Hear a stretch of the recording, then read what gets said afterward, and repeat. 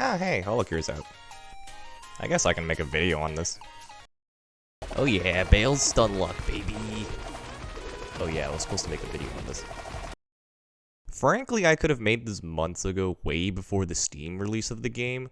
But now that it is released on Steam, I figured there'd probably be a bigger influx of players and people who want to get into the game. And there's the new patch that would be added along with the Steam release. Also, I kept forgetting to play the game before, so... With that said, let's get into Holocure.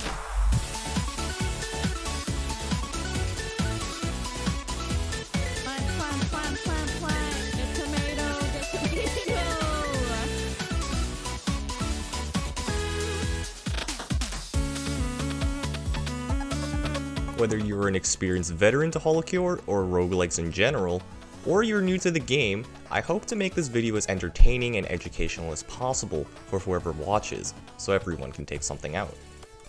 So Holocure is a survival roguelike game heavily inspired by games like Vampire Survivors, featuring your favorite Vtubers from Hololive. The gameplay loop is very simple. You pick your Vtuber in stage, kill these enemies, pick up them XPs, so you can level up, which allows you to collect and upgrade various weapons, items, or skills. As you start playing more games, you'll gain these Holocoins, which can be used to purchase permanent upgrades and unlock more Vtubers for you to play with. Now let's get into a deeper dive of the game, starting with the Vtubers. As mentioned before, in Holocure you play as the Vtubers of Hololive. Each Vtuber has their own unique primary weapon, special ability, and 3 skills. Some may be ranged, focusing more on kiting, melee providing more AoE short-range cleaves and a more aggressive in-your-face kind of playstyle, while others may excel at zoning your enemies off because, after all, you can't take damage if the enemies can't hit you. It is also good to keep in mind of each Vtuber's base stats, which can be taken into consideration when going for certain builds. More on that later. At the start of the game, you have 5 playable Vtubers: Kiara, Ina, Callie, Gura, and Amelia. However, these won't be the only ones you can play, as if you look at the plethora of locked boxes, you'll have the opportunity to obtain more Vtubers as you progress. After that, you'll be able to pick a map, and you're in the game. Congratulations, you finally get to play Holocure.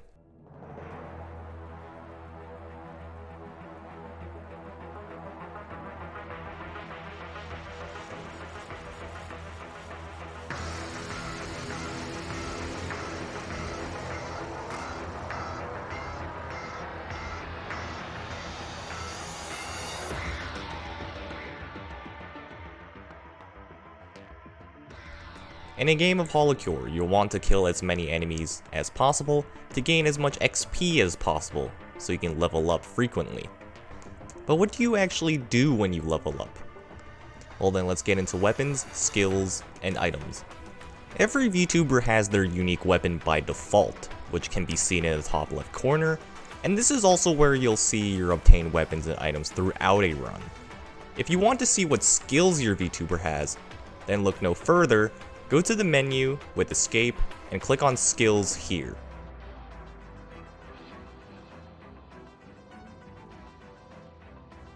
Weapons will damage enemies and they'll automatically start hitting as soon as you unlock them. Items will give passes or utility, which can be great to have, save your run in the case of a feather, or fix a weakness that your Vtuber has. Because skills are unique to each Vtuber, I won't go in depth too much, because I'd say it's up to you whether you want to unlock and upgrade your skills, and that's part of the fun of the game. You can make decisions on what you want to unlock or upgrade throughout a run depending on what build you're going for. Maybe you want damage, so you go for Psycho Axes, Sake for more crits, or Curses, zoning with Lava Buckets, Miasma, or Books, or utility items like Cutting Board, Body Pillow, or Idol Costume. You may even have a mixture of all 3 different types of builds in your one build, in which case things get interesting. Every weapon can be upgraded to a max of level 7, while items and skills cap out at 3. When your Vtuber's starting weapon is maxed out, it becomes awakened and gains powerful bonuses depending on who you're playing. These will be a part of your leveling process, but that's not the end all be all for upgrading. Throughout your run, you may encounter these anvils. Anvils are randomly generated and are great because they allow you to upgrade whatever you picked up for absolutely free. Meaning you don't have to waste level because you wanted your Uber sheep to drop more burgers. I mean, come on, who's gonna upgrade their Uber sheep on a level instead of a psychoact? I do. Additionally, anvils allow you to go beyond the level 7 cap of weapons, increasing their base stats with the use of holocoins. This is where you can also enchant weapons similar to Minecraft, I guess, which is a feature you unlock in the shop later, and these can also give you some powerful bonuses. Keep in mind, anvils can only be used once, unless if you have the blacksmith's gear, in which case you can use it twice. There is also an item called the credit card, however, which can increase the chance of an anvil spawning. And very quickly, when you kill a mini-boss, you may also find these Holozon boxes, which give you some coins, but more importantly can give you items or upgrade ones you already have for, again, absolutely free. They also have a chance to drop super items, which are just items but significantly stronger, or negate certain debuffs some items have. Either way, they're very good to pick up. Finally, there is the Golden Anvil, which can only spawn after you get 2 weapons to level 7, excluding your starting weapon, and are able to make what's called a collab weapon. Collab weapons can be extremely strong. Essentially, when the conditions are met and the Golden Anvil spawns, you can use it like a regular anvil and combine your 2 maxed out weapons, consuming them into the collab weapon. These can range from breathing fire, raining cutting boards from the sky, or just straight up throwing copium. Sorry, breathable as a cocoa and enemies. The Golden Anvil can also later be used to collab an already made collab weapon with a maxed out item or super item to make a super collab item. Unfortunately, at the time of making this video, I haven't been able to obtain one of these, and honestly, I wouldn't go super hard trying to build them either, since there aren't that many, which I think it's better to focus on the regular collab weapons if you're newer. But by all means, if you want to go for them, then I'm not stopping you. I mean, they're probably really strong. So now you know what you should be doing in a game, how weapons work, how to upgrade them and the collab system, as well as how to upgrade your skills. At this point, you've either died or beat the stage's boss, in which case, congratulations.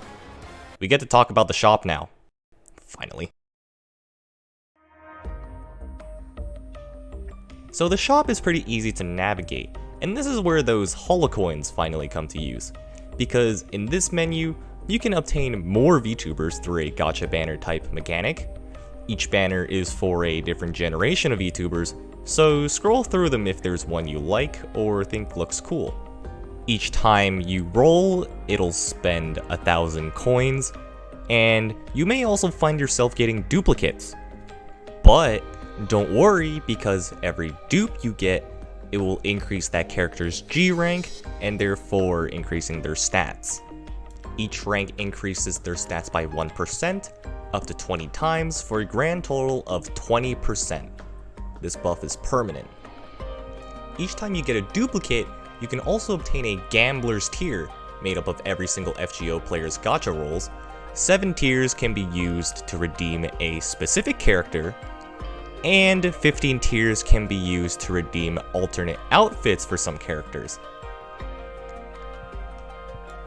Note that these tiers are exclusive to the banners that they obtain from, therefore you can't use them on other banners. In the Upgrade tab, you will see there are 3 different sections. The first section is Enhancements.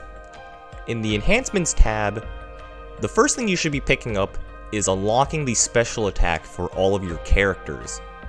And that is their special ability that can be charged and activated throughout your runs. You can also gain the use of a reroll when leveling up if you're looking for a certain item or weapon. Or if you want, you can even get Eliminate, which can reduce the options when leveling up. Basically, how Eliminate works is that you can choose a weapon or item and completely remove it from that run, meaning you will never see it ever again. This is particularly useful if you are looking for certain items or weapons for a specific build you're going for, and it just removes the options of the ones you don't want. You can also unlock stamps here, which can be dropped by certain enemies throughout a run, and they can be applied to your starting weapon, which can provide buffs like attack size, crit, or debuffs to the enemy. Here is also where you unlock enchantments, which we talked about before. These can be used in anvils, similar to a Minecraft enchantment table. They can grant buffs like attack damage, size, cooldown. Enchantments aren't guaranteed though in an anvil, so it is up to you to make the decision whether or not you want to do an enchantment or upgrade weapons that haven't already been upgraded through leveling.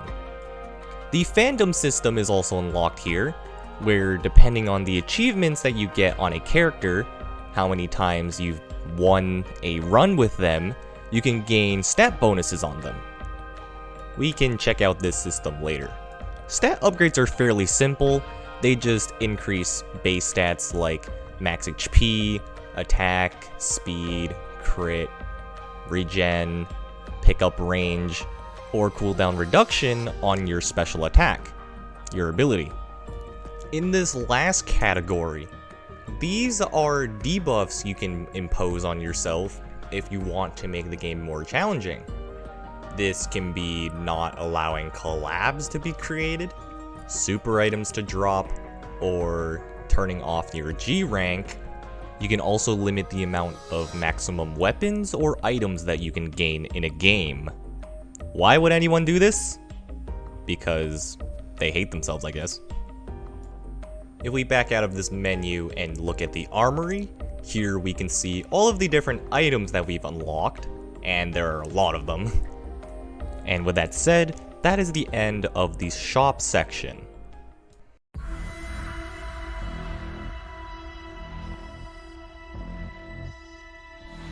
If we check out the leaderboard section, we can see the achievements that people have gotten throughout their endless runs, who has the highest score, highest time, and what level they had at the end of the run.